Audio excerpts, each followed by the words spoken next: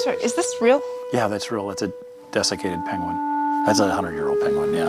Dead penguin. That's disgusting. And you guys left this in your museum?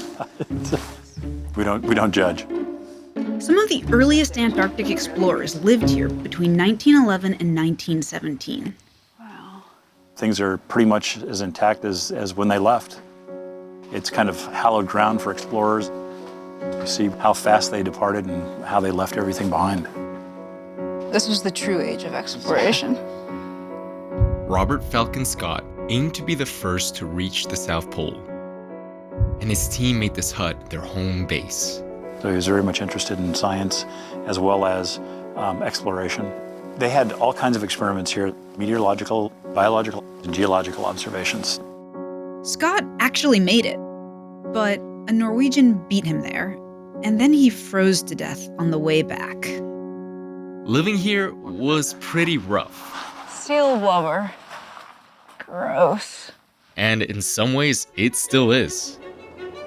But despite its hostility, people are still drawn to this desolate continent today. What is living here like now? Who comes here? And why?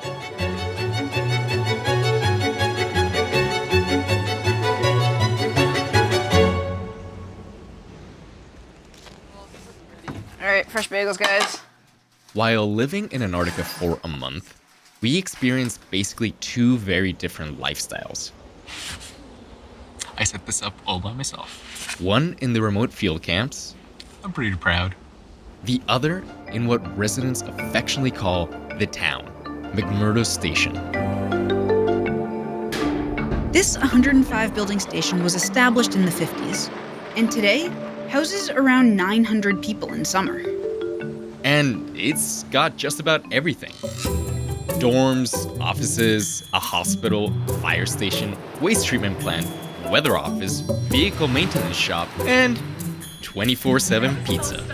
If you're gonna get a slice of pizza 20 minutes before dinner time, I'm at least gonna shame you. Is that it? And it's all here to support science. Stuff like research on penguins, seals, volcanoes, climate science, weird-looking glaciers, even fish. McMurdo provides logistical support for science across Western Antarctica and the South Pole. But most people in this town aren't scientists. Oh man, this is the best place in the world to be a trash man. No flies, no rats, nothing rots. You know, it's frozen, doesn't even really stink. They are the people who handle the trash, they're the cooks, the mechanics. Without us, without support people, there would be no science. You need this big population of 700 to 1,000 people to support maybe 300 scientists, because you've got to get them where they need to go. You've got to get their equipment, their food, their water, and so forth. They're essential for the science to happen. But a lot of them never even get to leave the station, which looks and feels sort of like an aging mining town. So it's hard to see on the surface what's so appealing about this place.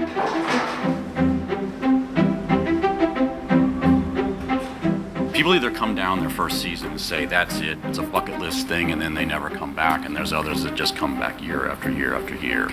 It's either just out of curiosity or adventure, or, you know, they just get into the community and stay with the community. I never thought I'd be doing this. I left a pretty good job to come down here, so, you know, it was, and I stayed. I keep coming back. What was your previous job? I worked on the space shuttle, Kennedy Space Center, Florida. No kidding. Yeah? Space shuttle to snowmobiles? Yeah, I know, it's kind of... That's really, you must really like Antarctica. In a way, McMurdo kind of operates like a college campus. All of your basic needs, like meals and housing, are taken care of. You can do more with your social time here than anywhere else in the world, because you're not buying groceries, you're not buying gas, you're not paying bills. I see more live music here than I do almost anywhere else, and then I get to eat 3 meals a day with 8 of my close friends, you know, and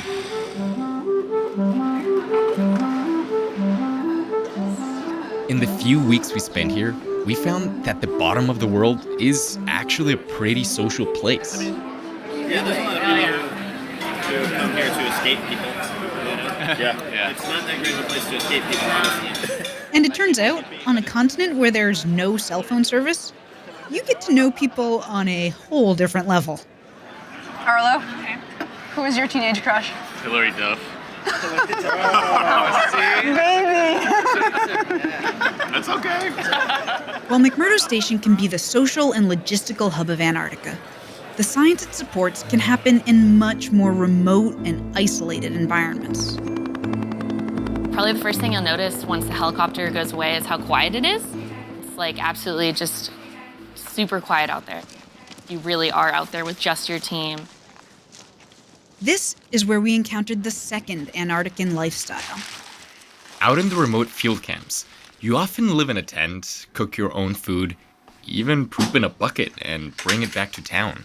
You will be pretty amazed at how gusty it can get out there. Yeah, you gotta keep your wits about you. You can't put anything down on the ground without expecting it to blow away at any moment. On the ice, you have to watch out for deadly hidden cracks. And of course, it's freezing cold and windy.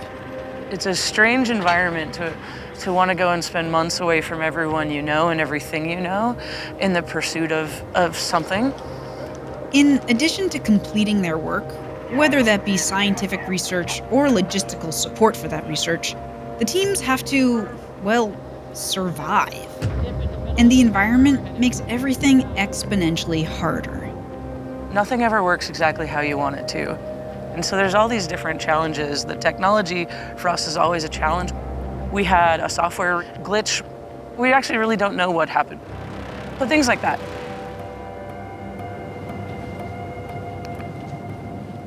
Working here is like going up the down escalator. You have to push a little bit harder or else it's just going to push you back down again.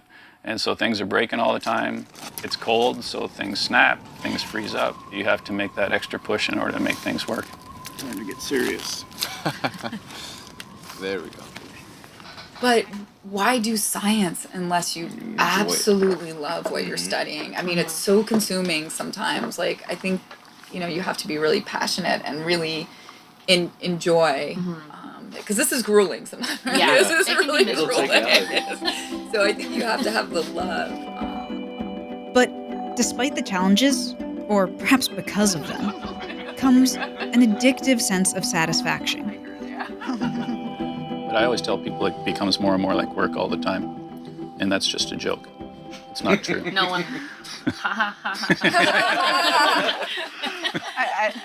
I don't get it. It's not more and more like work all the time. I still enjoy it. I actually enjoy bringing new people down. Yeah. And then you see the how they best. react, right? Yeah. We came to Antarctica to report on the research being conducted down here.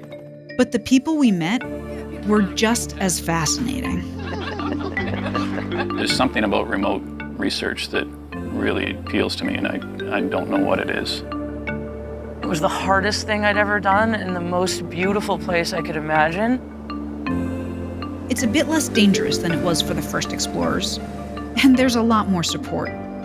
But this place still has a powerful allure. They say that when you shake the planet, all the weird stuff falls to the bottom.